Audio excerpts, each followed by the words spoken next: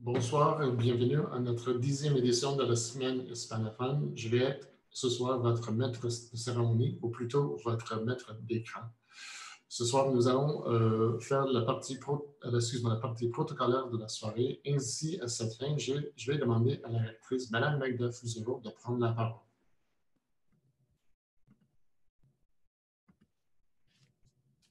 Merci beaucoup, Carré.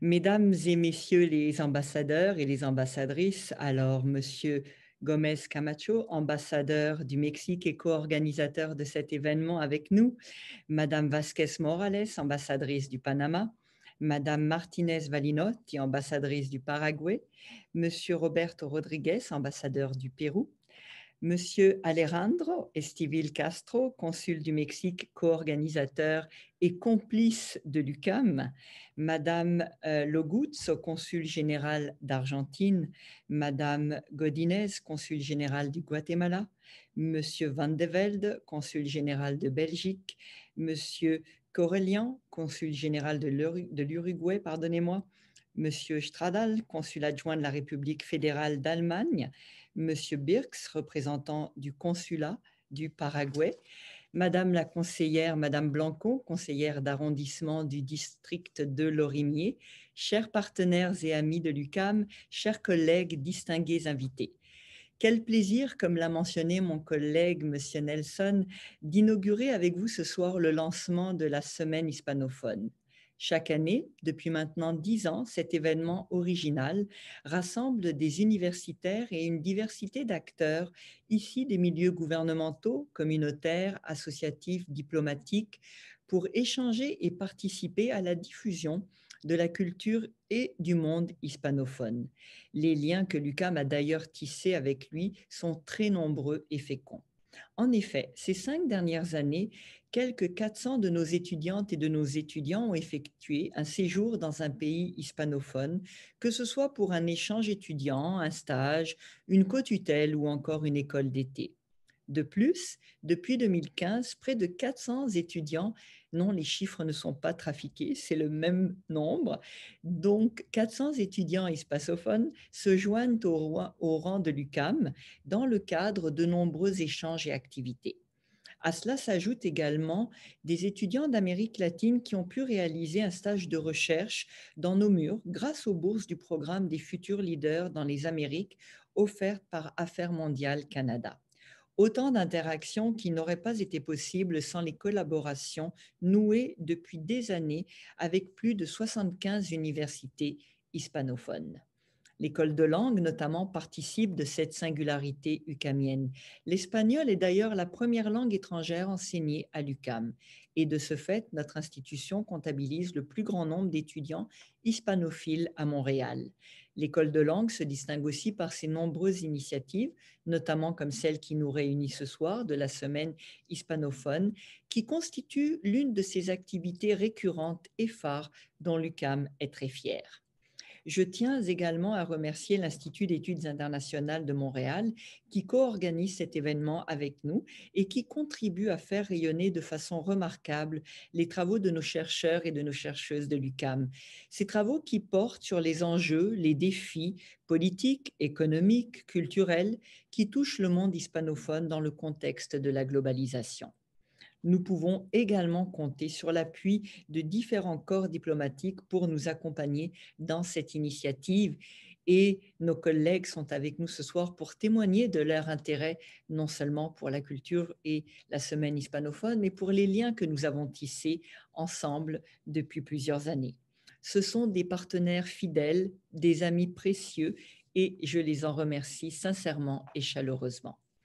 Je souhaite enfin saluer toutes les personnes, dont les étudiantes et les étudiants qui participeront aux nombreuses activités programmées cette semaine.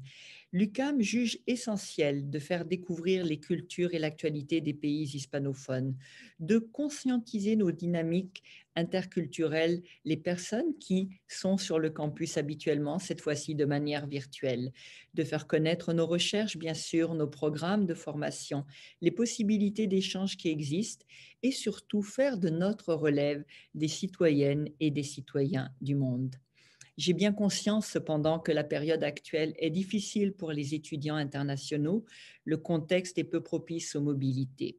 Demain, nous attendons l'ouverture. Vous le savez, le gouvernement fédéral a autorisé l'ouverture pour nos étudiants internationaux. Nous les attendons avec impatience.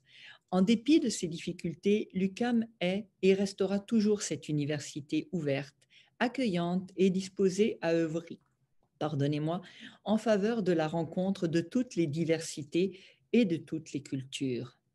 Entonces, permítanme concluir agradeciéndoles a todos por su preciosa presencia virtual.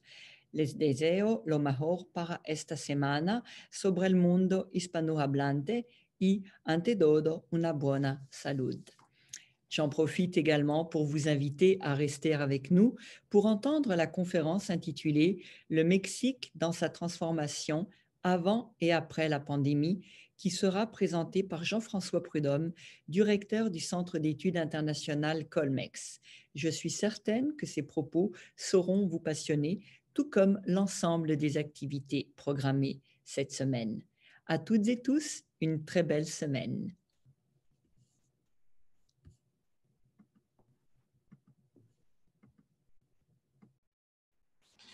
Merci beaucoup, Madame la rectrice, pour votre discours.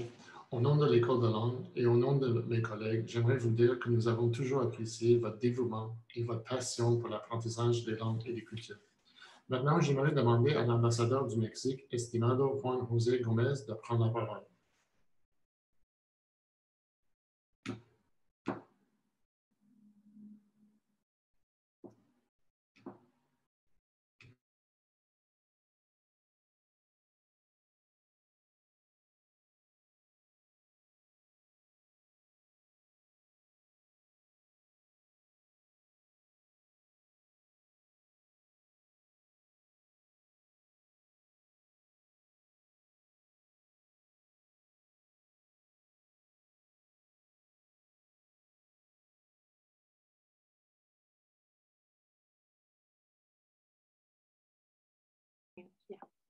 Bueno, ¿me escuchan? ¿Y se ve la cámara?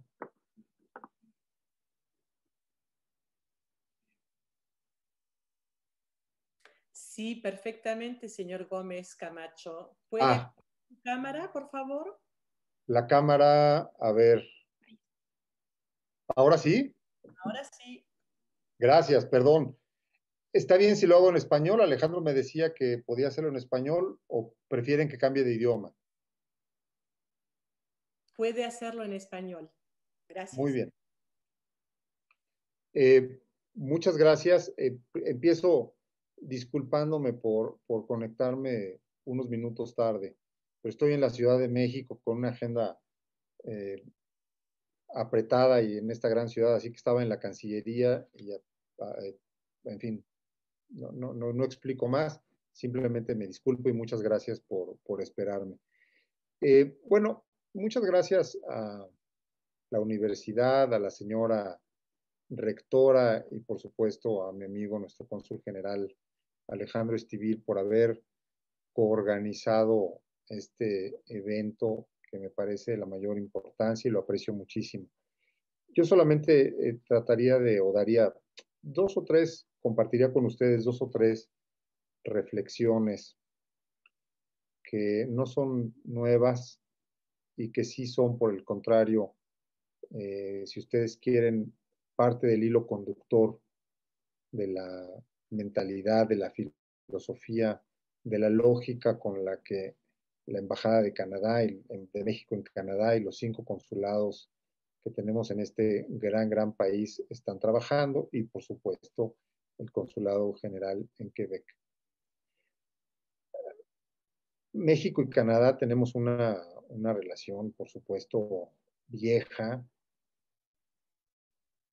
enorme importancia y siempre ha sido cercana, pero al mismo tiempo es una relación, pues si ustedes me permiten decirlo, una relación de amigos que son amigos, que se aprecian mucho, pero que no se conocen lo suficiente, de amigos que se sienten cercanos, pero que al mismo tiempo son en cierta medida distantes. Y eso obviamente es natural en una geografía como la que tenemos, con un vecino en medio de las dimensiones, del tamaño, de la importancia del que tenemos. Sin embargo, México y Canadá estamos trabajando de manera muy proactiva, casi diría de manera muy agresiva, para poder conocernos mejor, para poder entendernos mejor, para ser menos inerciales, si ustedes me permiten el término, y para tener un sentido de propósito mucho más importante del que tradicionalmente habíamos tenido. Y en ese sentido, uno de los retos grandes que hemos observado de los dos lados es que mexicanos y canadienses nos vemos mutuamente a través de estereotipos, estereotipos buenos, no estereotipos negativos, por supuesto, estereotipos positivos, pero al final del día, estereotipos que tienen las cargas y los prejuicios que son inevitables en un estereotipo y que además de todo son brutalmente limitativos. Es muy, muy limitativo lo que los mexicanos piensan y conocen de Canadá o de los canadienses, como los canadienses piensan y conocen de México y de los mexicanos. Y en ese sentido, este gran esfuerzo porque en Canadá tengan forma o mejores formas de entender a México en toda su dimensión o sus dimensiones, en su tamaño, en su profundidad y en la enorme complejidad cultural de México y de los mexicanos, enorme complejidad de identidad, enorme complejidad de historia y enorme complejidad en todos los sentidos. Y para eso, ejercicios como este que ustedes han organizado, pues tiene una importancia enorme. Es como se dice por aquí en México, es oro molido. Es oro molido porque precisamente nos da la posibilidad de que en Canadá se pueda explorar este México que queremos presentar. Este México que no es solamente el folclore, que no es solamente nuestra gran comida, que no es solamente nuestra gran arqueología, que no es solamente nuestra gran historia prehispánica, sino el México complejo, el México moderno, el México diverso, el México que tiene una energía extraordinaria, el México joven y sobre todo el México que tiene una enorme aspiración hacia el futuro, un México optimista que enfrenta retos muy grandes, muy complejos, que a veces se leen como grandes contradicciones, pero eso es solamente producto de nuestra complejidad. Pero es un México que ve hacia el futuro y un México que nos parece a nosotros los mexicanos, un México que está llamado, que está destinado a ser un país extraordinariamente importante y que tendrá una enorme influencia en muchos eventos en muchas partes del mundo, no solo en México, como ya lo ocurre. Lo que pasa, nosotros a veces lo decimos y a veces suena quizás un poco pretencioso, pero no lo es. Lo que pasa en México cuenta no solamente o tiene efectos no solamente en México, tiene efectos más allá de México. Tiene efectos en Norteamérica, desde luego en Estados Unidos, y tiene efectos profundos y muy importantes en América Latina. Otra vez, simple y sencillamente, por la enorme dimensión de un país de 130 millones de habitantes, con esta enorme fuerza cultural y de identidad. Y en esa lógica, Canadá juega un papel muy importante para nosotros. Por las condiciones en Estados Unidos, desde luego, la coyuntura del mundo, la coyuntura regional, México y Canadá nos hemos ido empezando a ver de una forma diferente. Nos estamos viendo efectivamente como socios, no solamente como amigos. Estamos entendiendo que cada uno de los dos tiene una gran capacidad de contribuir con el otro, México con Canadá, para los propósitos canadienses de la vida canadiense, y Canadá y los canadienses para los propósitos de México, de los mexicanos en México. Por eso celebro, de verdad, celebro mucho y aprecio muchísimo este ejercicio. Estoy seguro que va a contribuir de una manera significativa a esta lógica mexicano o mexicano-canadiense, y ojalá, y seguramente será el caso, vengan muchas más. Termino por agradecer a la señora rectora.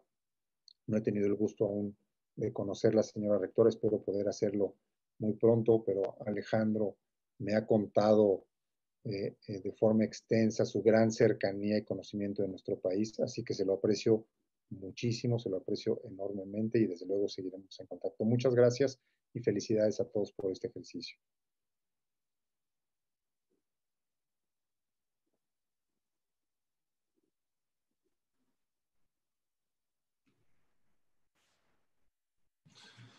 Muchas gracias, estimado Juan José Gómez Camacho. Avant de procéder, j'aimerais vous dire que la conférence aura lieu en français.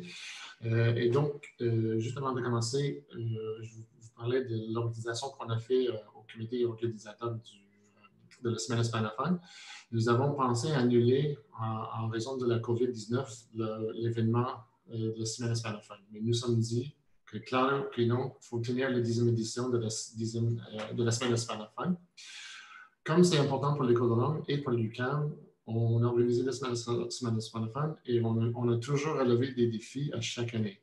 Entonces, nous avons décidé de continuer et nous avons pris la décision de ne pas baisser les bras, mais profiter de la situation. Ainsi, nous avons adopté le thème de cette année qui est discours et pratique dans un monde de distanciation sociale. En ce qui concerne les conférences, je vais juste dire quelques mots sur la conférencier ce soir. La conférence s'appelle « Le Mexique dans sa transformation avant et après la pandémie ». Donc, je vais parler de M. Jean-François Prudhomme, qui a obtenu son doctorat en sciences politiques à York University. Il est également titulaire d'un DEA en relations internationales de l'Institut d'études politiques de Paris. Il est actuellement directeur du Centre d'études internationales à El Colegio de Mexico de 2003 à 2015. Il a été coordonnateur académique général de la même institution. Il a publié de nombreux articles sur les questions de gouvernance démocratique, de citoyenneté et de système de partis au Mexique et en Amérique latine. Il est co-éditeur de la collection de 16 volumes Los Grandes Problemas de México, publié en 2010 par El Colegio de México à l'occasion de son 70e anniversaire. Son livre le plus récent est Situations and Political Change et son dernier article publié s'intitule Partis et système de partis dans l'élection mexicaine de 2020, publié par le Forum international dans son édition de avril-juin 2020. Donc, je vais demander à M. Jean-François Prudhomme de prendre la parole. Merci. Bonsoir, Madame Fusaro, rectrice de l'Université du Québec à Montréal, Monsieur Gómez Camacho, ambassador du Mexique au Canada, es un placer volver a compartir espacio con usted, Monsieur Karen Nelson, directeur de l'École de langue, aussi Monsieur Alejandro Estivil, consul du Mexique à Montréal. C'est un privilège pour moi de participer à l'inauguration de cette 10e édition de la semaine hispanophone à l'UQAM. Le sujet de ma conférence porte, comme on l'a déjà dit, sur le thème du Mexique dans sa transformation avant et après la pandémie. D'entrée de jeu, je précise que je parlerai plus de la transformation que de la pandémie, même si je dirai quelques mots sur le sujet à la fin de mon exposé. Ma conférence est organisée en 3 parties. Je parlerai d'abord des conditions qui ont mené à l'élection du président López Obrador en juillet 2018 au Mexique. Ensuite, j'aborderai le thème des politiques du gouvernement actuel et je terminerai en parlant des dilemmes du nouveau modèle de gouvernance démocratique au Mexique. Alors, je commence. La première section. En fait, depuis plusieurs décennies, la question de la démocratie a été au centre des débats sur le changement politique au Mexique. Sans entrer dans les détails, on peut affirmer que quelque part, durant la dernière décennie du XXe siècle, on a assisté à un changement de régime au Mexique par la démocratisation du système autoritaire qui s'était consolidé depuis la Révolution mexicaine. Et puis les caractéristiques en fait qu'adoptera ce nouveau régime démocratique ont beaucoup à voir avec le démantèlement et la réforme justement des instruments qui avaient permis la longue domination d'institutions et de pratiques autoritaires. Et puis, ce sur quoi il faut insister d'entrée de jeu, c'est le fait que ce changement s'est effectué dans le cadre constitutionnel existant. Et puis, s'il est vrai que toute une série d'acteurs sociaux et politiques, formels et informels, établis et émergents, ont participé dans les mobilisations et les mouvements d'idées qui ont provoqué le changement, ce sont surtout les partis politiques établis qui ont négocié au fil des événements, des conjonctures, l'établissement d'une nouvelle institutionnalité politique. Et puis, la grande partie, en fait, une grande partie des réformes qui ont été menées à ce moment-là ont eu à voir avec la négociation des règles de la compétition électorale. Et puis, ce sont des négociations qui ont évolué en fonction des rapports de force entre les partis, en fonction aussi des forces et des faiblesses qui apparaissaient élection après élection, et en fonction aussi de la capacité de mobilisation des perdants et des exclus. On a donc assisté à un cycle récurrent de réformes électorales importantes. La dernière en date s'est effectuée en 2014. En fait, toutes ces réformes-là, ce qu'elles ont permis, puisque la longue domination du Parti révolutionnaire institutionnel au XXe siècle s'appuyait en grande partie sur le fait que les élections n'étaient pas compétitives. Alors, ces réformes-là ont permis l'expression d'une volonté populaire plus diverse, ont permis aussi l'élargissement de la classe politique par la voie de la représentation plurielle. Et puis, en fait, au cours des premières 20 années du 21e siècle, le Mexique a été gouverné par 3 partis politiques distincts qui, en général, sont identifiés comme des partis de centre droit, de centre pragmatique et de gauche populiste. Alors, à la différence de ce qui s'est produit lors du XXe siècle, on a assisté à une alternance au pouvoir. En même temps, entre 1990 et 2018, il y a un système de 3 partis politiques dont les piliers, le vieux Parti révolutionnaire institutionnel, le centre pragmatique, le Parti Action nationale, le Parti de centre droit, le Parti de la Révolution démocratique, qui à l'époque PRD, qui est un parti de centre gauche, avec une représentation très, très importante dans les 2 chambres du Congrès mexicain. Plus de 80% des sièges, aussi bien au Sénat qu'à la Chambre des députés, jusqu'en 2015, étaient occupés par des représentants de ces 3 partis-là. Ces 3 partis-là aussi gouvernaient la plupart des fois de façon individuelle, mais des fois aussi en coalition, les différents niveaux de gouvernement du système fédéral mexicain. Et puis, tout ça, en fait, la diversification de la représentation politique a eu pour effet l'activation d'une dynamique imparfaite de poids et de contrepoids entre les pouvoirs qui forment l'État mexicain. Pourquoi? Parce que pour plusieurs acteurs politiques, ce qui était important, c'était de contenir l'hyperprésidentialisme mexicain, c'est-à-dire ce qui avait marqué la vie politique mexicaine durant plus de 70 ans. Ce qui permettait en fait, la pénétration et le contrôle des pouvoirs législatifs et judiciaires par le pouvoir exécutif. La figure du président, qui était élu à chaque 6 ans, était dominante dans la vie politique mexicaine.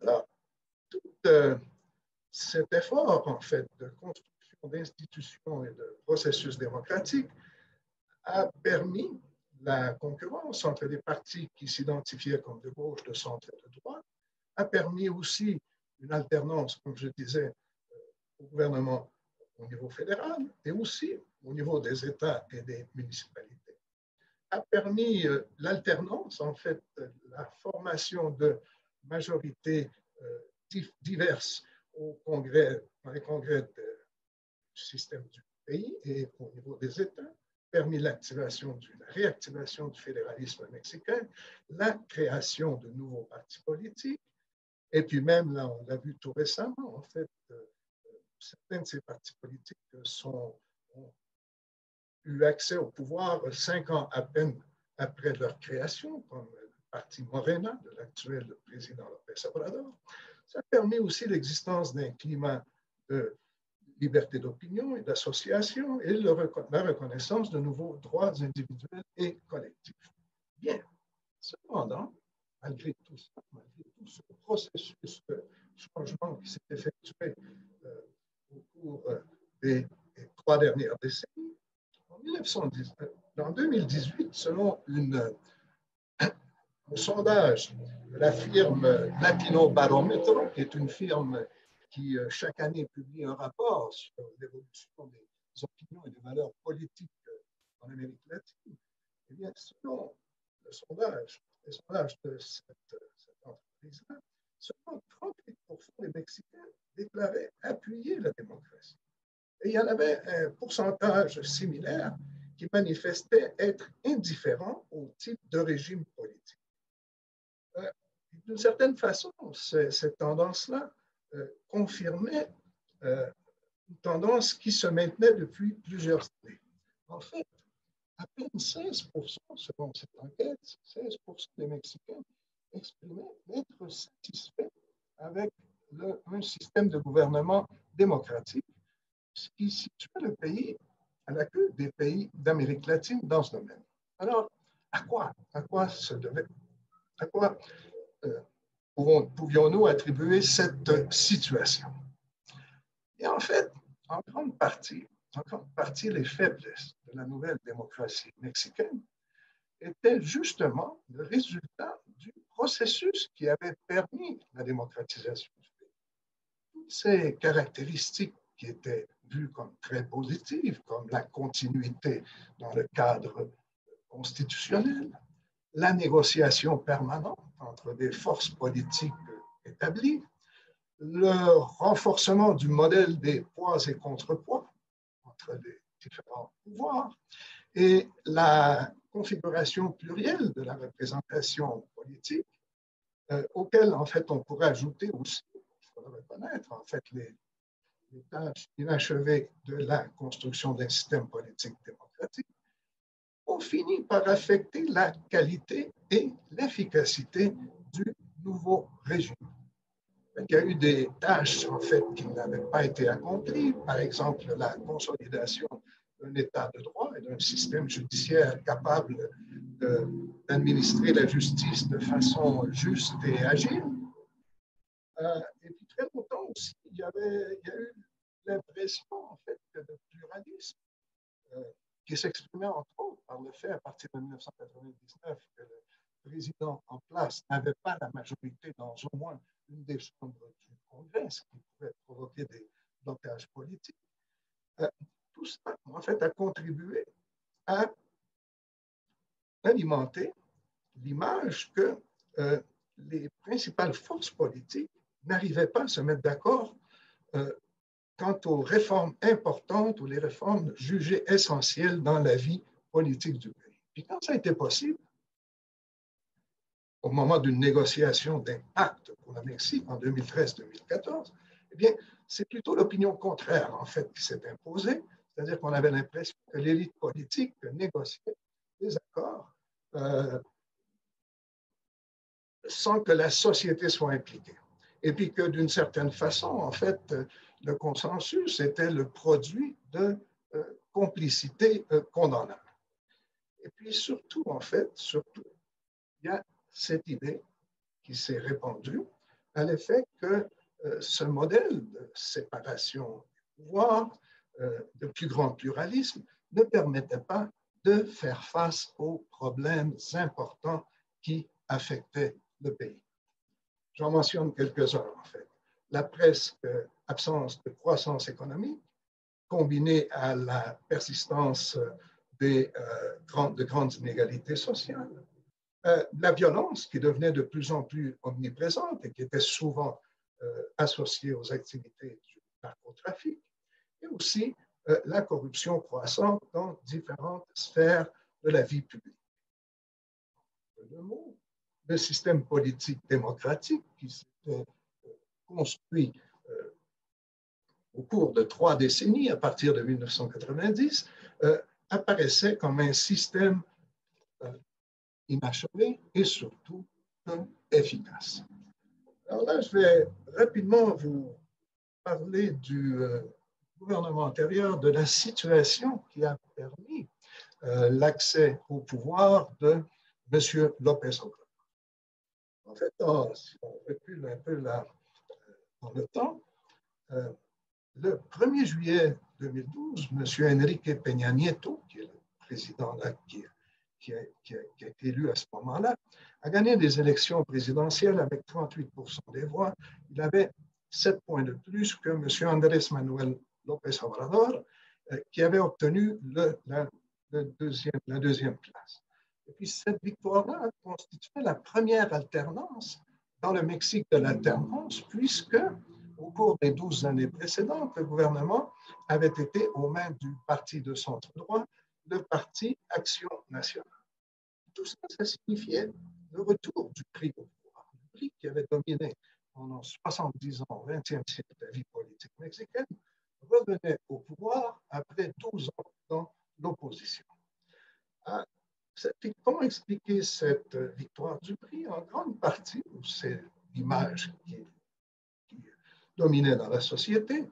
On avait l'impression, en fait, que le PRI avait gagné les élections parce que l'électorat reconnaissait son expérience de gouvernement et sa capacité de gestion. Et puis, bon, c'est à peu près au cours des 20 premiers mois du gouvernement de M. Peña Nieto, on avait un peu l'impression que cette perception était justifiée. Le président, comme je l'ai déjà mentionné, tout de suite, 2 jours après sa prise de pouvoir, signait un accord ou négociait un accord avec les dirigeants des principaux partis politiques, un fameux Pacto por México, qui avait pour objet l'approbation de plusieurs réformes d'envergure dans différents secteurs de la politique publique. L'éducation, les télécommunications, l'énergie, la politique fiscale, la vie électorale, etc., etc. Et puis, en général, plusieurs de ces réformes-là ont été appuyées par les 3 grands partis politiques. C'était l'époque aussi où on avait de grandes attentes pour le Mexique. Il y a par exemple fameuse page de la revue The Economist qui appelait du moment mexicain. Et on voyait un cactus qui s'envolait vers le ciel et puis on avait l'impression qu'on promettait de grandes choses pour le Mexique. Tout ça semblait fonctionner très bien au début. Cependant, très rapidement, on a pu constater la fragilité de cette situation. C'était une construction très, très fragile. Il y a 2 événements qui, symboliquement, marquent le début du déclin de ce gouvernement qui avait été élu pour une période de 6 ans. Alors, en septembre 2014, et puis j'imagine que plusieurs d'entre vous se rappellent de ce tragique événement, en fait, il y a eu la disparition et l'assassinat de 43 étudiants dans la ville de Iguala, au Guerrero, en septembre 2014. Et ensuite, il y a eu, quelques mois après, la révélation d'un scandale de corruption dans l'acquisition d'une propriété de la part de celle qui était l'épouse du président de la République. Et puis tout ça a contribué à une chute spectaculaire du taux d'approbation du président Peña Nieto. Au début de son mandat, il avait un taux d'approbation de 57%, mais moins de 2 ans plus tard, à la fin de 2014, ce taux d'approbation était descendu à 38%. Et en 2017, il avait 17% de taux d'approbation. transformation. Et en même temps, alors, donc, il y avait un gouvernement qui, très rapidement, malgré les promesses, s'est retrouvé dans une situation de rejet de la part de l'ensemble de la citoyenneté. Et en même temps, il y a d'autres changements qui se sont produits. Un des trois partis dont je parlais, le PRD, qui était le parti de gauche, a vécu un processus de scission, de séparation interne, où la personne, Andrés Manuel López Obrador, l'actuel président du pays, qui avait été 2 fois candidat présidentiel pour le PRD, eh bien, a décidé de quitter ce parti, de créer un nouveau parti politique de gauche qui lui était loyal, le mouvement de régénération nationale Morena. Et très rapidement, cette nouvelle formation politique-là a réussi à diviser le vote de gauche dans les élections législatives de 2015. Et puis d'un autre côté, l'autre grand parti, le parti de droite de PAN, vivait aussi de sérieux problèmes de tension interne. Alors, en 2018, tout petit peu dans ce climat-là où finalement le gouvernement en place faisait face à un rejet dans l'opinion publique, où les 2 autres partis qui avaient constitué des piliers du système à 3 partis qui existait depuis 30 ans vivaient des problèmes de division interne très grands. En 2018, juste avant les élections, les Mexicains pensaient que les principaux problèmes du pays étaient d'abord l'insécurité, le chômage et la pauvreté, et la corruption et l'impunité. En fait, c'est dans ce contexte-là que M. López Obrador gagne les élections. J'ai déjà mentionné la persistance. Comment expliquer ce problème-là? D'abord, à partir de la persistance de problèmes non résolus par les gouvernements de la post-alternance qui provoquaient l'insatisfaction dans l'opinion publique. La violence, je disais, le développement, en fait, l'activité économique, en fait, qui est croissance très basse de l'activité académique, la persistance d'inégalités sociales et la corruption. En fait, ce sont les 3 grands thèmes qui ont marqué la campagne électorale. Et en général, en fait, l'électorat s'est tourné vers cette nouvelle option, de gauche ou de gauche populiste, représentée par Morena, et parti ou mouvement qui était conduit par M. López Obrador. Qu'est-ce qui a permis en 2018 à M. López Obrador de mobiliser de façon effective les votes de la population? Je dirais que d'abord, le premier élément, en fait, c'est que c'est une figure charismatique qui avait été candidat dans 2 élections auparavant et qui avait, de loin, par rapport aux autres candidats, un niveau de reconnaissance très élevé entre la population. De fait, il a gagné l'élection avec 53% des voix. 53% des voix dans le Mexique de l'après-crise, même dans le Mexique d'après 1980, c'était beaucoup. En fait, il faut remonter à 1982 pour trouver un candidat présidentiel qui obtenait un score aussi élevé. Non seulement cela, en fait, la coalition électorale, qui s'appelait Juntos Haremos Historia, ensemble nous ferons l'histoire, très hétérogène, était une coalition électorale où on retrouvait des gens de Morena, des militants et des figures politiques qui étaient des transfuges du PRD, un vieux parti, le PT, un vieux parti marginal de gauche, un parti nouveau de la droite évangélique, des partis ou des expressions locales de partis politiques nationaux, des militants de mouvements sociaux qui étaient nés à la faveur de la contestation des élections 2002, d'anciens politiciens du PRI, du PAN, etc., etc. Tout ça s'articulait autour de cette figure-là de M. Andrés Manuel López Obrador. Bien. Et puis, en fait, ce qui était aussi remarquable, en fait, c'est que tout cela, malgré le caractère hétérogène de cette coalition-là, en fait, tout cela a réussi à former une magnifique, spectaculaire machine politique qui a réussi à mobiliser les votes là où la gauche n'avait jamais obtenu d'appui. Et puis finalement, il y a une autre chose qui était très, très importante, c'est la promesse de changement. Promesse de changement dans le discours du candidat. Ce qu'on connaît là maintenant, et j'en parlerai là tout de suite, en fait, ce qu'on connaît comme la 4e transformation, qui inscrivait d'une certaine façon l'offre politique de M.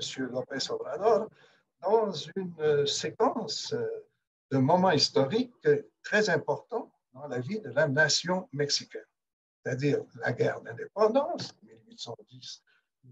1810-1821, les guerres de réforme libérale et de restauration de la République entre 1857 et 1867, plus ou moins, et surtout la Révolution mexicaine. Alors, c'est un peu, ce qu'il a vendu comme projet, c'était un peu essayer de s'inscrire dans une ligne de continuité par rapport à des moments historiques très importants dans la vie mexicaine. Et puis, là, en fait, je passerai à la deuxième partie de ma présentation.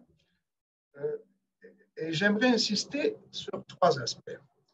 En fait, le premier aspect, c'est lié au discours de changement, promesse de changement de M. López Obrador.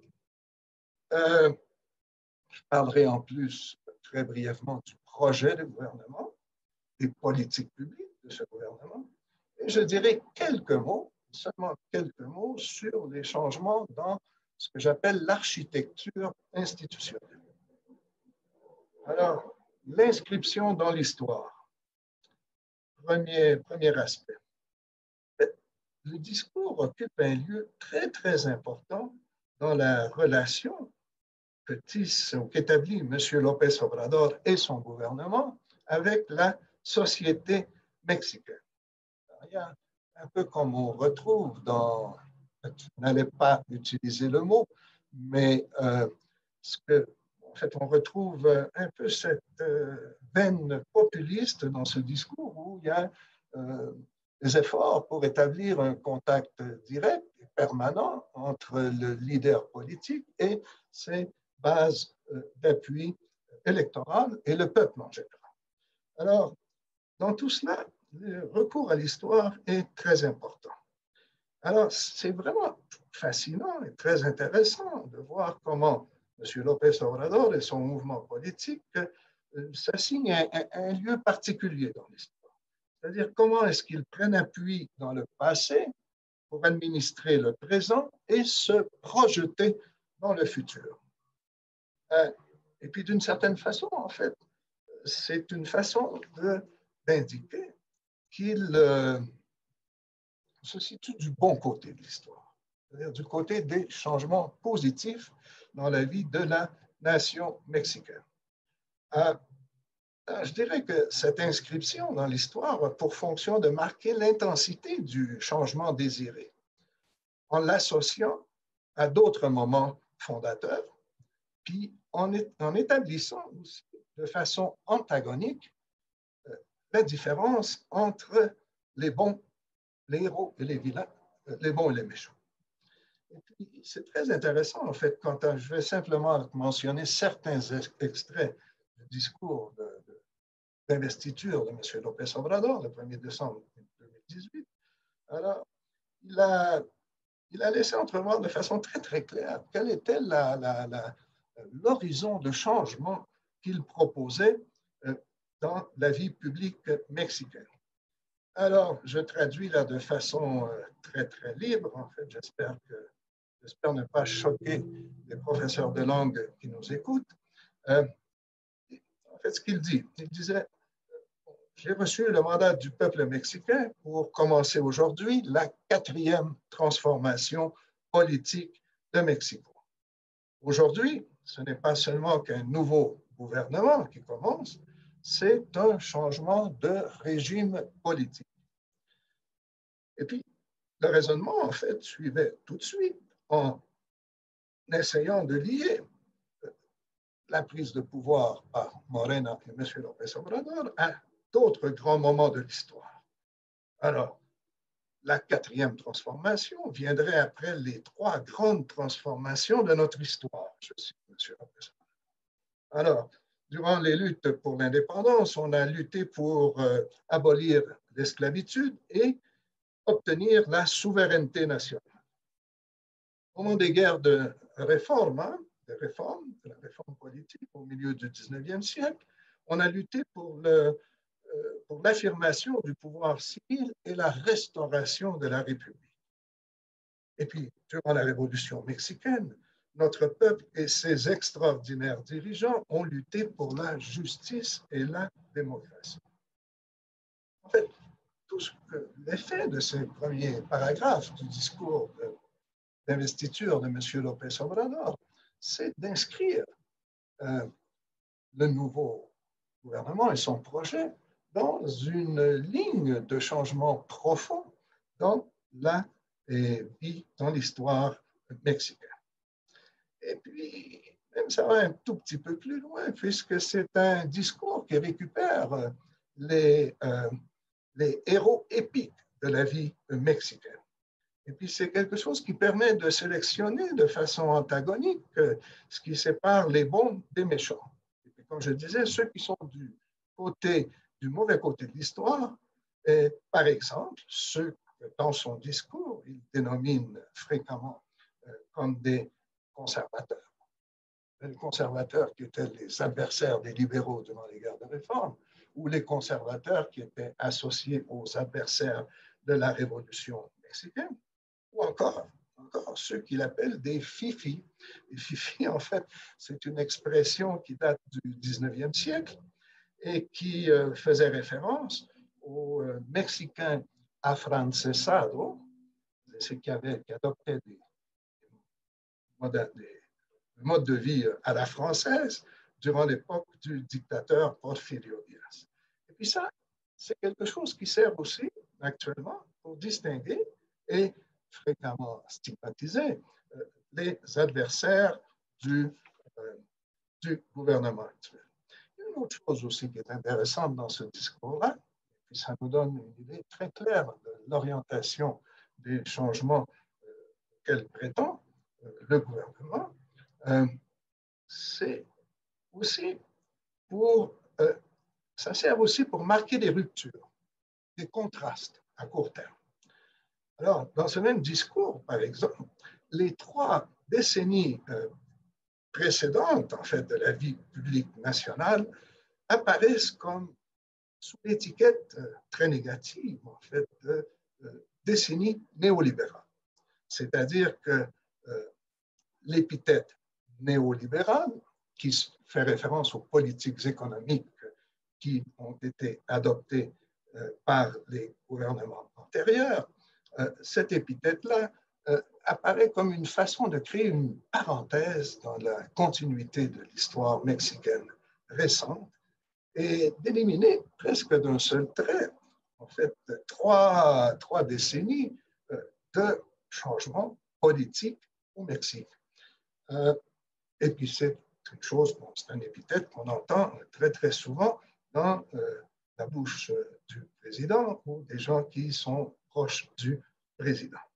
Et puis, en faisant de cela une parenthèse, un moment triste, gris de la vie politique récente mexicaine, sans faire référence, bien sûr, à toutes les réformes et toute la modernisation du système politique qui a eu lieu à ce moment-là, d'une certaine façon, en fait, ça sert à établir une ligne de continuité avec la Révolution mexicaine. Alors, d'une certaine façon, ce que l'on fait, c'est, et puis c'est présent aussi dans ce discours-là, c'est une revendication indirecte de ce que l'anthropologue mexicain là, qui travaille à l'Université de Columbia, Claudio Lomnitz, appelle le nationalisme révolutionnaire. C'est-à-dire une idéologie communautaire qui s'appuie sur l'idée que le progrès le progrès sain seulement peut s'obtenir sous l'égide d'un État nationaliste qui veille pour l'intérêt public. Alors, et puis ça, c'est important parce que finalement, on va retrouver certains traits de ce modèle-là, qui est un modèle qui a prévalu de 1940 jusqu'à peu près 1980 au Mexique. On retrouvera certains traits de ce modèle-là dans les politiques du président López Obrador. Quelles sont les politiques publiques? Quelles sont ces politiques publiques? Je vais commencer par une autre citation de M. López Obrador. Ça, c'est un discours qu'il a donné à Tlapa, dans l'État du Guerrero, le 23 novembre de 2019. Et bon, qu'est-ce qui nous correspondait, en fait, si on parlait de la 4e transformation? On devait changer la Constitution. Mais on s'est dit non, non, non, non. C'est quelque chose qui va causer beaucoup de chaos. Nos vamos a ir despacio porque llevamos prisa. On va marcher lentement parce qu'on est pressé. Et quand ils s'en rendront compte, eh bien, ils se rendront compte qu'il y a une nouvelle constitution. Je peux vous dire ici, à Tlapa, qu'il y a déjà une nouvelle constitution. En fait, qu'est-ce qu'il voulait dire? Il voulait dire que, oui, si on avait décidé de marquer le changement à travers l'organisation d'une assemblée constituante, ça aurait été impossible de mener à bien les changements. Alors, ce qu'on a fait, on a décidé de faire plusieurs petites réformes qui font qu'on a maintenant une nouvelle constitution. C'est un peu exagéré, en fait, mais puisque la réalité est beaucoup plus complexe. Cependant, il est vrai que l'actuel gouvernement a réalisé plusieurs réformes importantes depuis sa prise de pouvoir. Alors, comme je disais, en fait, je pourrais parler peut-être de 4 ou 5, en fait, de grandes lignes de réforme de l'actuel gouvernement. Alors, je dirais d'abord, en fait, que quant à l'orientation des politiques publiques, c'est que le premier élément qui caractérise le projet du gouvernement, c'est l'effort pour essayer de rétablir partiellement, du moins, la tutelle de l'État dans certains secteurs de la production et de la régulation des activités économiques. En fait, en principe, cela voudrait dire avoir un grand projet, en fait, qui permettrait de constituer un État fort, mais dans la réalité est plus complexe. En fait. Le principal secteur d'activité dans lequel on peut apprécier cette réorientation des politiques publiques, et puis c'est lié non seulement à une façon de concevoir l'économie et la vie productive, mais aussi à une certaine mythologie autour de la grande richesse de la nation mexicaine. Alors le premier secteur, c'est celui de la production de l'énergie. Et principalement, en fait, dans le cadre du pétrole et de l'énergie électrique qui correspondent aux entreprises de l'État, Petróleos Mexicanos, Pemex, et Commission fédérale d'électricité, CFE, la Commission fédérale d'électricité, qui sont considérées comme stratégiques pour le développement national. Curieusement, en fait, la réorientation des activités dans ce secteur n'a pas passé directement par la voie des réformes législatives.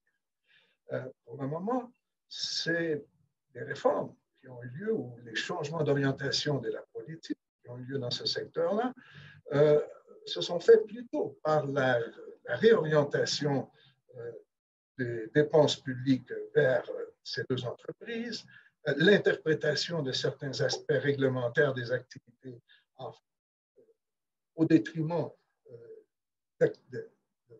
d'entreprises du secteur privé qui étaient associées à Pemex et à la CFE, au frein aussi, ou à l'arrêt d'appels d'offres pour des nouveaux contrats, et aussi, bien sûr, par la construction d'infrastructures pour pouvoir favoriser ces deux grandes entreprises. Et puis un peu l'idée, en fait, c'est de renverser la réforme du secteur de l'énergie qui avait été menée à bien par monsieur Peña Nieto. Ah, bien. Alors ça, dans ce cas-là, en fait, oui, c'est important, mais dans le fond, il n'y a pas vraiment de grandes réformes qui assurent la stabilité et la continuité de ces décisions-là. Il s'agit plutôt, je dirais, en fait, d'un secteur où le président, qui est très populaire, en fait, doit affirmer son autorité de façon constante. Bien. Il y a une autre chose aussi qui est surprenante dans ce retour à la centralité de l'État, c'est-à-dire que très souvent, on attendrait des gouvernements de gauche, dans la vieille tradition keynésienne, en fait, qu'ils cherchent à mener à bien une réforme fiscale de caractère progressif pour pouvoir permettre que l'État capte plus de ressources financières et éventuellement permettre aussi une redistribution de ces ressources-là. Mais curieusement, en fait, le gouvernement mène plutôt une politique d'austérité. Alors, en fait, la logique du président et de son gouvernement, c'est d'utiliser de façon efficace les épargnes qui sont le produit de l'élimination de la corruption dans le secteur public, l'élimination, et c'est vrai que ça s'est fait, en fait, des dépenses somptueuses, et aussi un effort pour rendre plus efficace la captation fiscale. Le Mexique est un des pays qui a des taux les plus bas de captation fiscale au sein de l'OCDE et en Amérique latine. On parle d'à peu près 14%, 14 ou 15% du produit intérieur brut. Il y a une autre chose. Alors, toute cette politique d'austérité qui a une dimension morale en même temps, en fait, s'est accomplie. Bon, on a réduit les dépenses publiques, on a congédié, bien sûr, les employés publics, et on a aussi effectué une baisse des salaires dans l'ensemble de l'administration publique. C'est-à-dire qu'il y avait une loi mexicaine qui disait qu'aucun employé public, aucun fonctionnaire ne pourrait gagner plus que le président. Et le président López Obrador a décidé de s'auto-assigner un salaire relativement bas, autour de 5 000 $ canadiens par mois. Et c'est ce qui fait que dans l'ensemble, en principe, tous les fonctionnaires publics ne peuvent pas gagner plus que le président. Et puis, finalement, en fait, retour à la centralité de l'État, est lié aussi à tout un discours éthique, moral, de lutte contre la corruption. Puis il y a un peu cette idée, en fait, que si on a un État qui est moins corrompu, qui est perçu comme un État moins corrompu, sa légitimité devrait augmenter. Et puis ça, c'est important. C'est très important, c'est un thème très, très important dans le discours politique actuellement au Mexique. Deuxième type de politique, et puis là, je ne les énumérerai pas en détail, c'est bien sûr des politiques d'appui, des politiques sociales, de redistribution, qui sont dirigées vers des secteurs ciblés de la population, des groupes, ce qu'on pourrait appeler des groupes vulnérables. Alors, ce sont des politiques de bourse, par exemple, pour les étudiants aussi bien de l'école primaire, secondaire, de l'université. Ce sont des programmes de bourse pour ceux qu'on appelle ici les ninis, c'est-à-dire les jeunes entre 18 et 25 ans qui ne sont ni à l'université ni sur le marché du travail. Ce sont bien sûr des bourses qui sont destinées aux personnes âgées, qui existaient mais qui avaient une couverture relativement limitée. Plusieurs programmes destinés au secteur rural, en fait, le secteur paysan, qui est important au Mexique et qui avait été négligé durant plusieurs années. un programme de réforestation, par exemple, etc., etc. Et puis, ce qui caractérise ce programme-là, en fait, parce qu'un peu l'idée, c'était de construire peu à peu une espèce d'État-providence universel, mais ce qui caractérise ces programmes-là, en fait, c'est que ce sont des programmes où les appuis sont remis directement aux mains des bénéficiaires. Et là, en fait, les critiques qu'on entend souvent à l'effet qu'il s'agit de pratiques de caractère clientéliste qui servent à assurer une base politique au gouvernement. Un autre élément important, en fait, du projet du gouvernement actuel est lié au problème de l'insécurité et de la violence. On sait très bien que cette insécurité, cette violence-là est souvent provoquée par des activités des cartels de trafiquants de drogue. On a vu, en fait, que c'était un des principaux motifs de mécontentement de la citoyenneté avec les gouvernements antérieurs au Mexique. Et puis, durant sa campagne électorale, M. López Obrador a promis de changer l'approche face à ce problème. C'est-à-dire qu'au lieu d'attaquer le problème seulement par la voie de la répression, il a en fait cherché à promouvoir plutôt la voie de la prévention.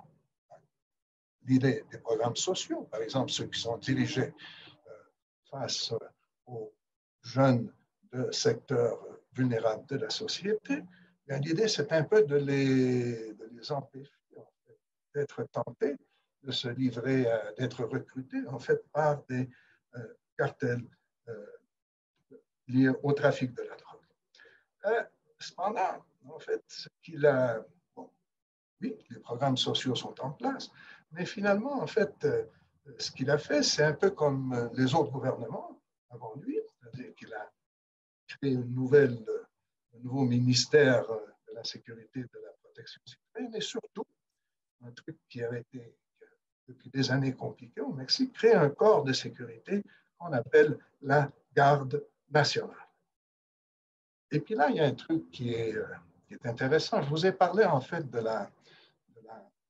du retour de la centralité de l'État, mais dans un contexte d'austérité, dans un contexte où il est difficile d'accroître les ressources humaines et les ressources matérielles de l'État.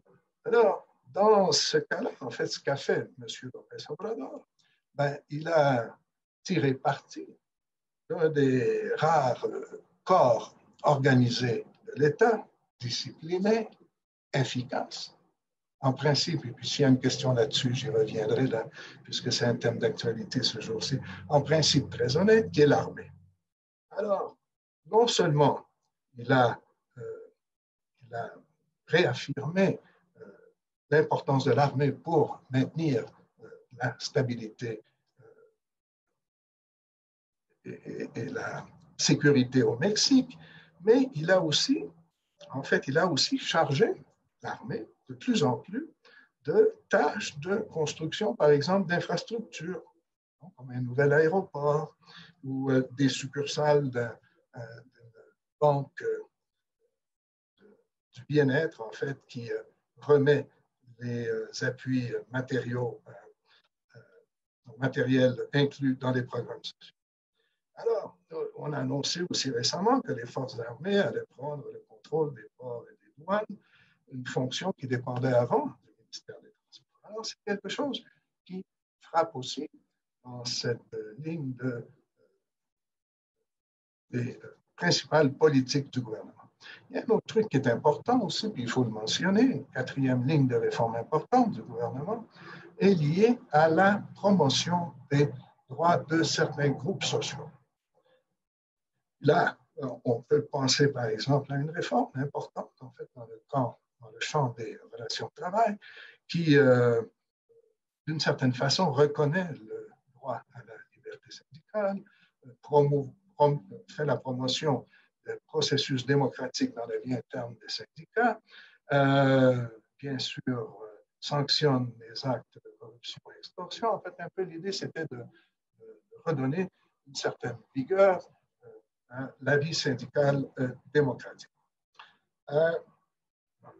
il y a eu d'autres choses aussi, entre autres, par exemple, on a déclaré, on a voté une réforme qui établit le principe de la parité des genres dans la fonction publique élective, mais aussi à tous les niveaux du gouvernement et dans la fonction publique.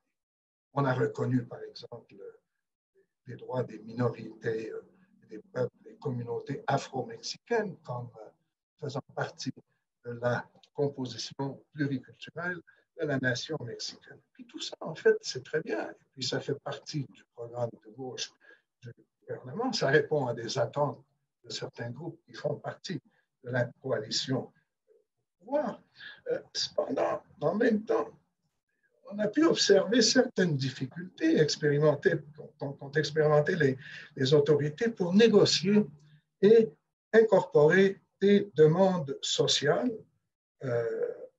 associées à la conquête de certains droits, mais qui étaient promues par des acteurs sociaux non étatiques.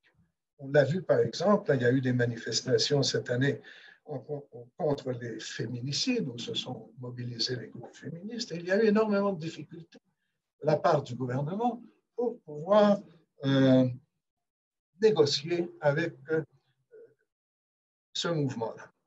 De la même façon, en fait, il y a eu des mouvements, il y a eu des mobilisations en faveur des droits des victimes de la violence ou encore des manifestations pour la défense de l'environnement.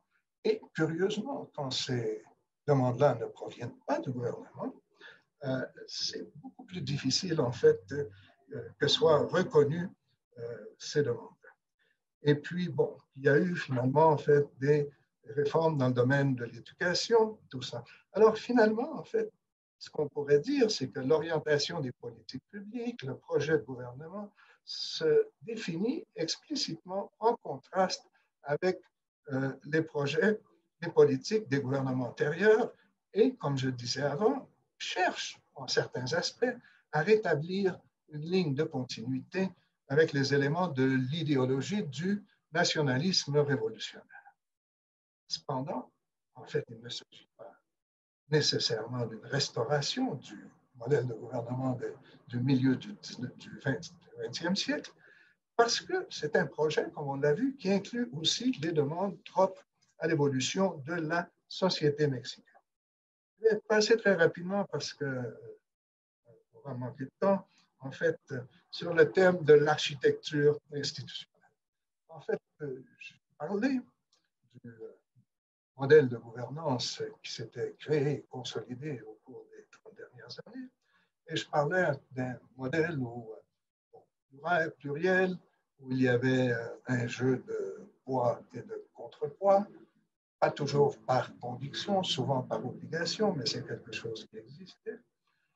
C'est un modèle aussi où on a vu croître le nombre d'organismes autonomes au sein de l'État. Des organismes qui étaient constitués soit pour surveiller l'action des dirigeants ou pour obliger à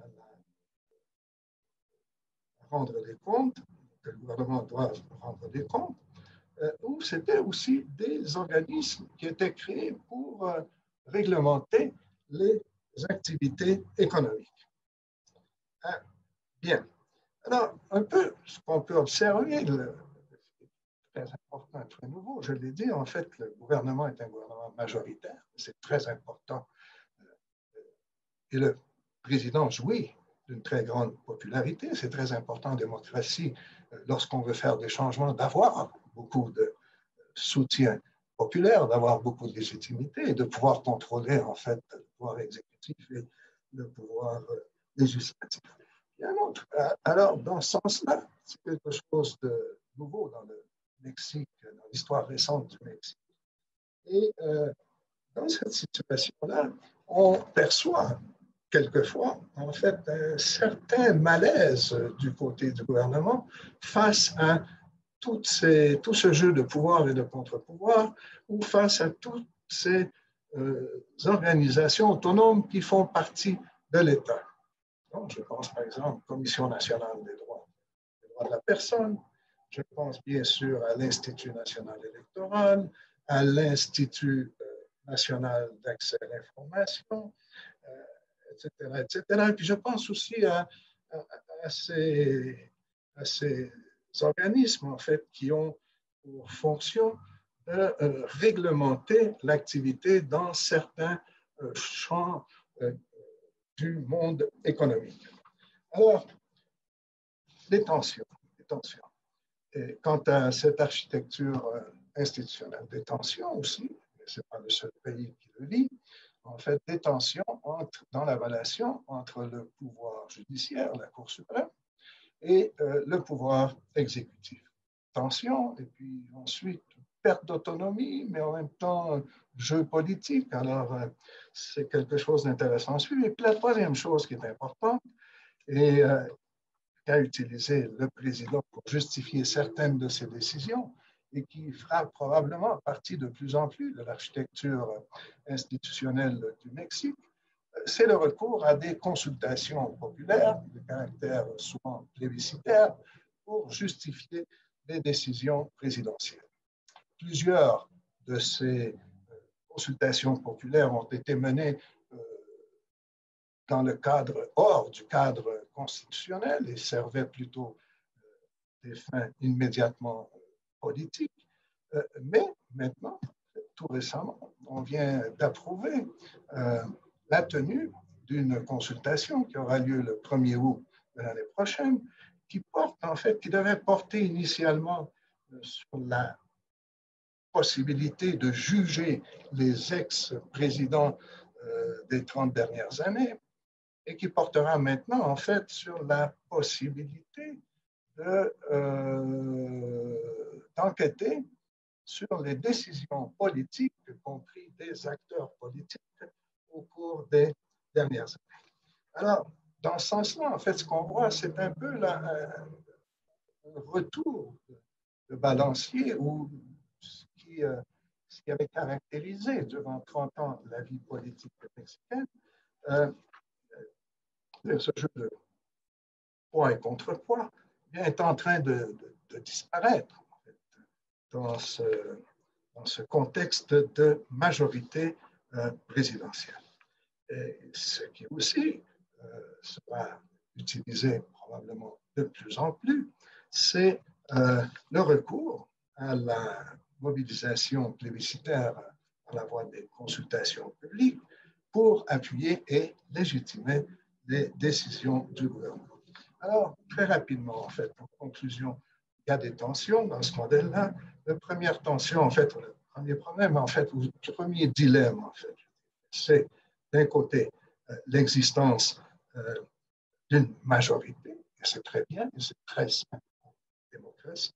Et d'un autre côté, il y a ce souvenir dans la mémoire des Mexicains de l'époque où l'idée de majorité était associée à l'exercice du pouvoir par une seule force politique, qui à l'époque était le pays.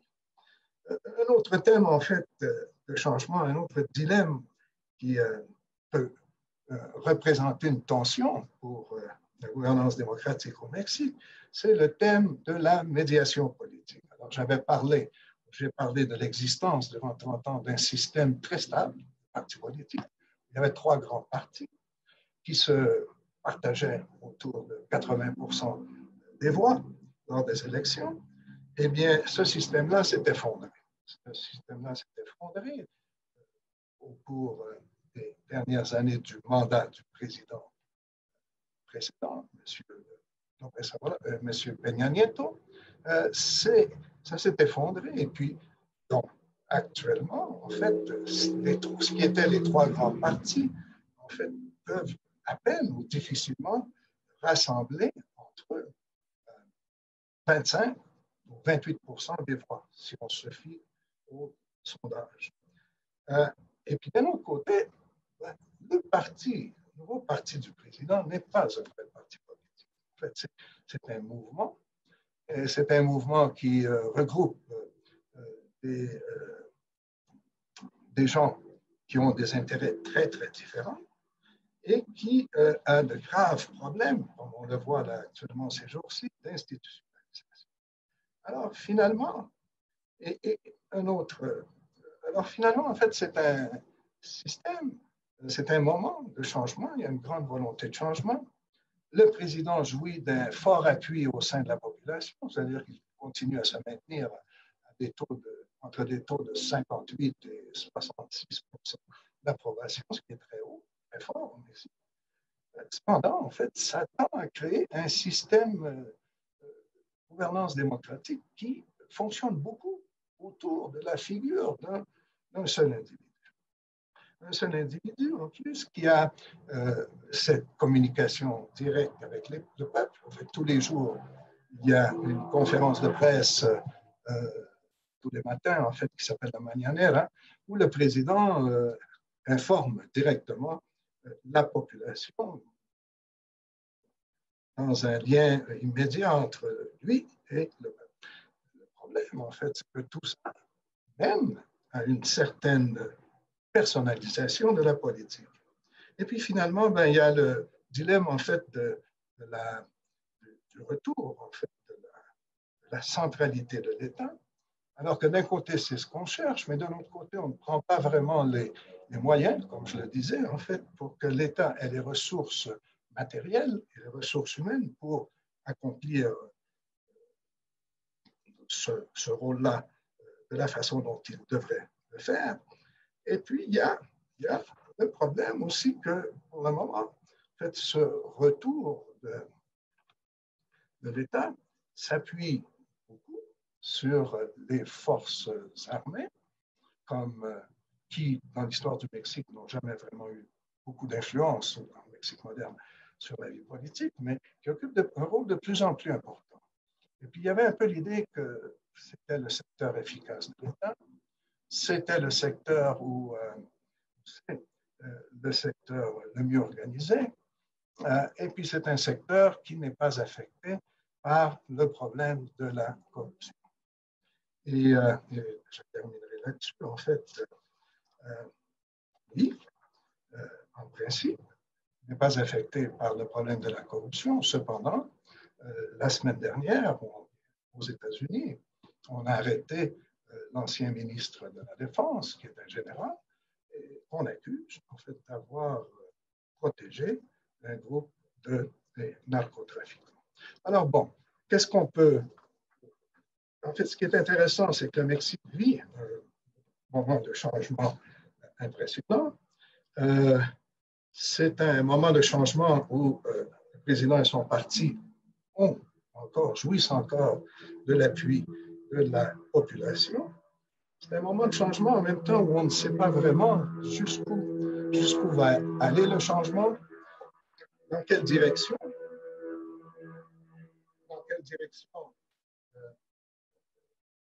va le changement, dans quelle direction le changement va s'orienter.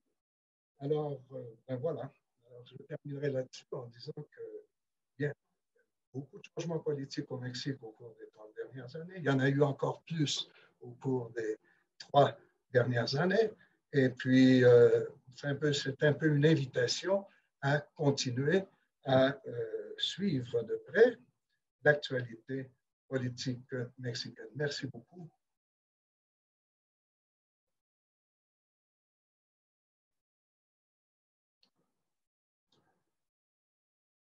Carré, je termine là-dessus. J'ai parlé plus longtemps, en fait, que je ne pensais.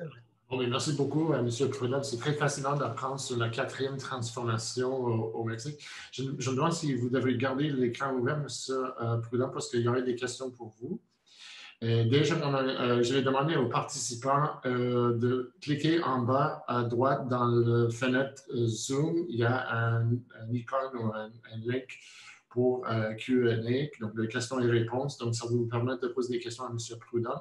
Déjà, on a une question de Louise Valiquette. Donc, je vais poser des questions, puis encore une fois, je vais inviter les participants à poser des questions dans le lien Question and Answers, donc les questions et réponses. Donc, la première question. OK. Et puis, je peux répondre. Je réponds. Alors, on me demande, bonjour, prévoyez-vous un avenir harmonieux à long terme entre le Canada et le Mexique? Oui, ma réponse serait très positive. En fait, je crois que le Canada et le Mexique ont réussi à négocier de façon pas trop défavorable, en fait, le nouvel accord commercial avec les États-Unis. Je crois qu'il y a beaucoup de domaines de coopération entre le Canada et le Mexique. Et ben voilà, en fait, j'ai l'impression que oui, bien sûr, il y a certains secteurs où il peut y avoir de petits problèmes, mais je pense que ça a été bien géré. Est-ce que le gouvernement a changé le pays qui aide à devenir un meilleur pays? En fait, ce qu'on peut dire, en fait, c'est que bon, j'ai un peu parlé des problèmes auxquels fait face le Mexique. C'est une société très riche, très complexe, très diverse et qui fait face à des problèmes qui sont aussi très grands.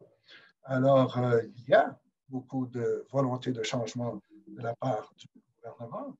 Il y a beaucoup de résistance. Et puis, souvent, en fait, comme c'est le cas quand on a de nouveaux gouvernements, bien souvent, peut-être qu'on n'a pas toujours l'expérience nécessaire, de doigté pour mener à bien des projets de changement.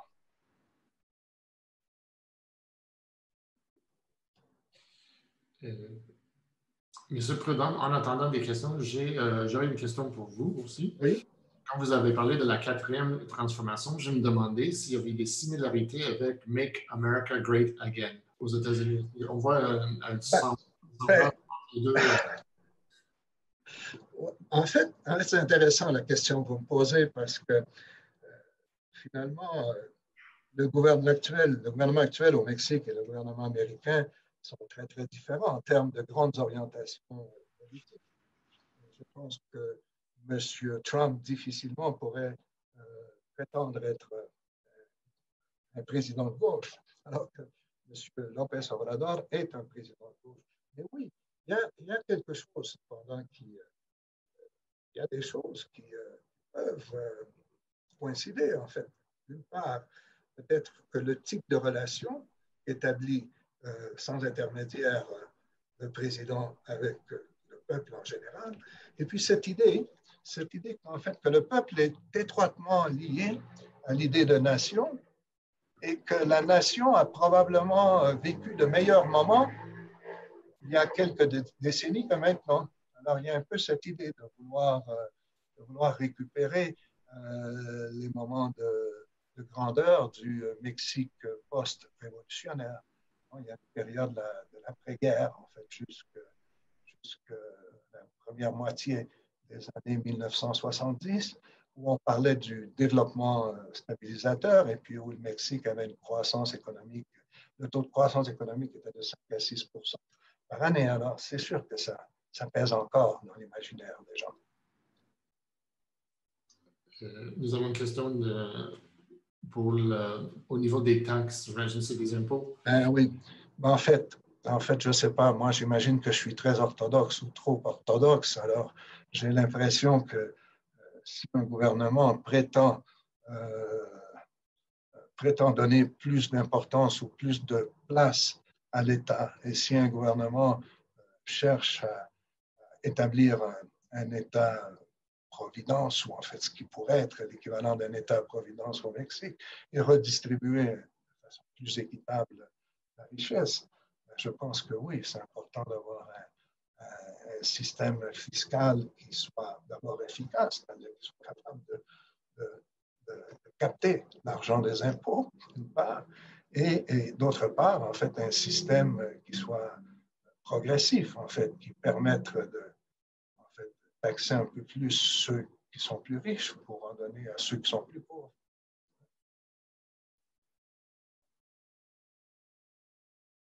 Le développement durable. Oui, c'est ça, c'est une question de Chantal, c'est ça, le développement durable. Oui, bien. Ben, en effet, c'est un sujet très, très, très délicat actuellement au Mexique, puisque, là, je vois vous parler des villes côtières, de Playa del Carmen, de Tulum. Il y a un projet de construire un train qui ferait tout le tour de la péninsule du Yucatan et qui relierait en fait différents sites archéologiques. Le projet du train, ou le Tren Maya, qui est un des projets phares de l'administration de M.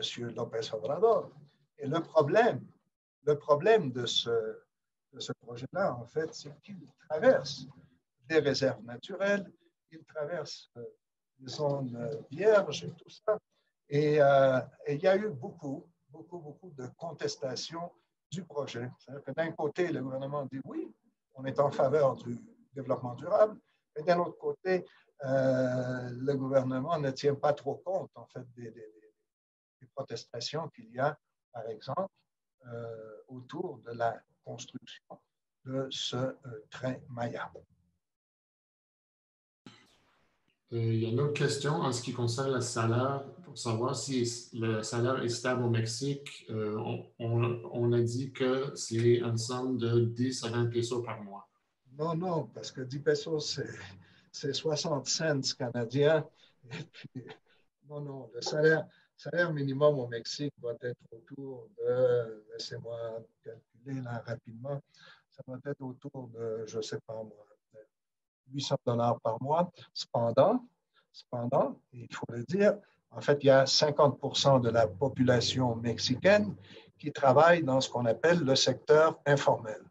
Alors, les gens qui travaillent dans le secteur informel, ce sont les vendeurs ambulants, les gens qui vendent des services, qui travaillent au noir, finalement.